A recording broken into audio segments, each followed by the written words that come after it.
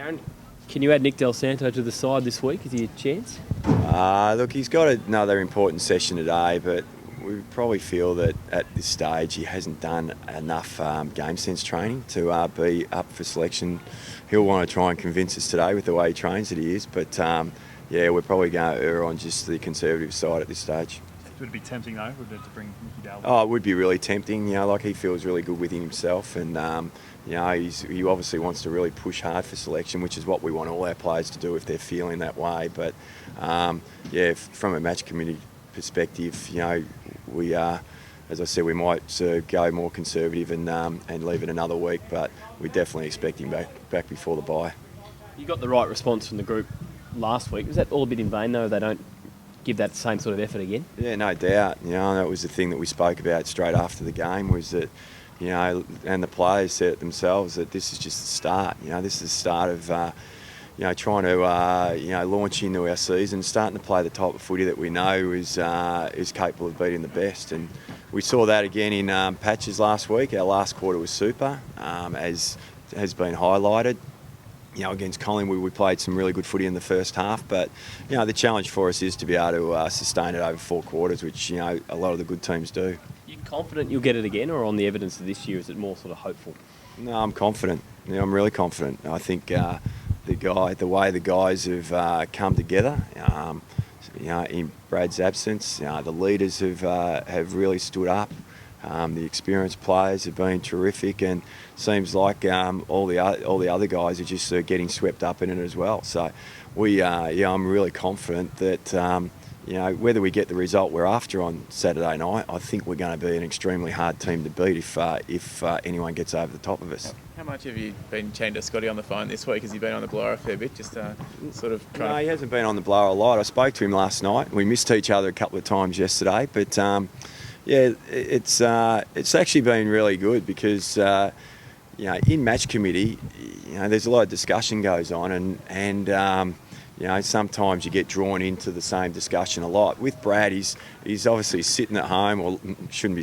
He's not sitting. He's lying at home, or standing at home, watching a lot of vision. He's taken a couple of games home this week, or had a couple of games loaded onto his computer, and it's just a fresh set of eyes, that's not involved in a lot of discussion. So he's throwing things up that perhaps we hadn't discussed at match committee, and it's just something else to bring to the table. The text messages, is it, in games? How's that working? Yeah, you're going really well. I'd hardly noticed it in the box last week. He was texting Cameron Joyce, and occasionally Joyce would throw up, Brad was, thought that, you might think about doing this. We'd throw it around as a group and then make a decision. But the one reassurance that Brad gave me, and that was before the game last week, was that the coaches are the ones who are coaching the team. He's only there as a fresh set of eyes to throw different things at us.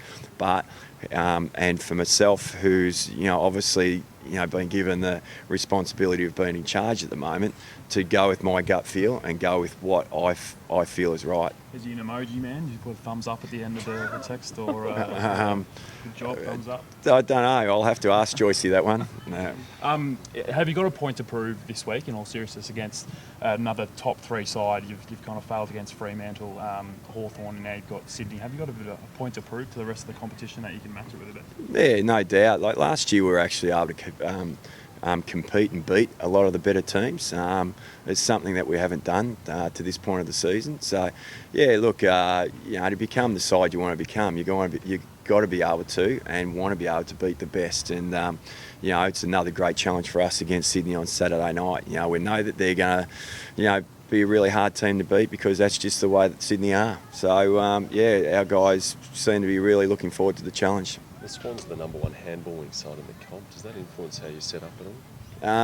Well, what it does mean is they'll give you an opportunity if we can bring the same type of pressure and intensity and effort that we brought last week. I thought that was, amongst all the other things we did well last week, that was the one thing that really stood out for us as a group was, 91 tackles, really putting the opposition under enormous pressure. So, if we don't bring that, the Swannies will flick it around and really cause us a few issues. But if we can bring that pressure and intensity, hopefully it can play to our advantage.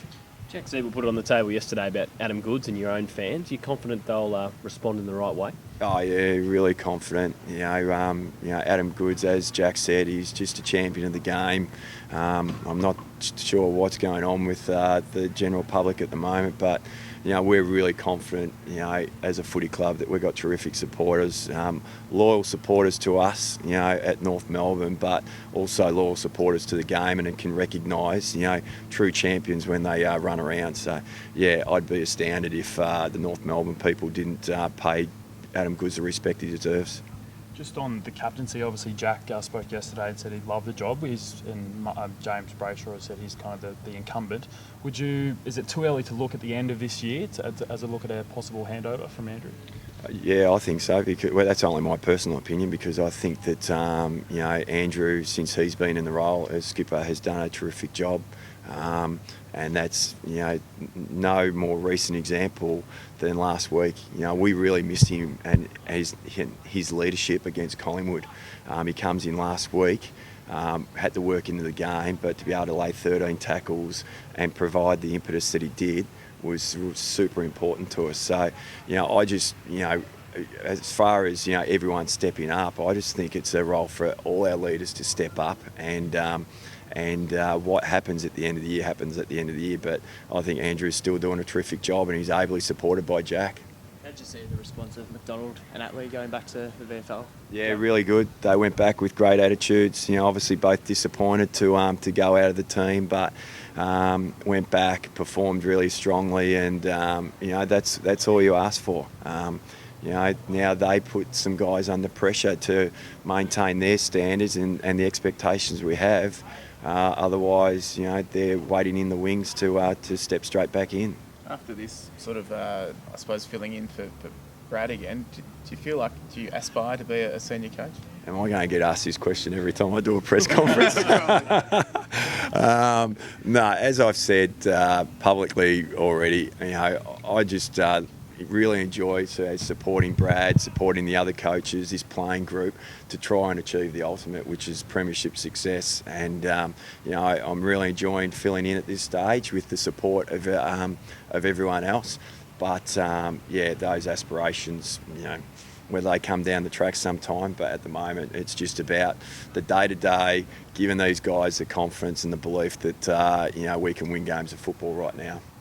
Will Scott Thompson get the job on Franklin after getting 5 kicked on him in the prelim last year? Even though he had 5 kicked on him in the prelim, and we're probably not going to go back to the prelim too much, but we thought Scotty actually did a reasonable job.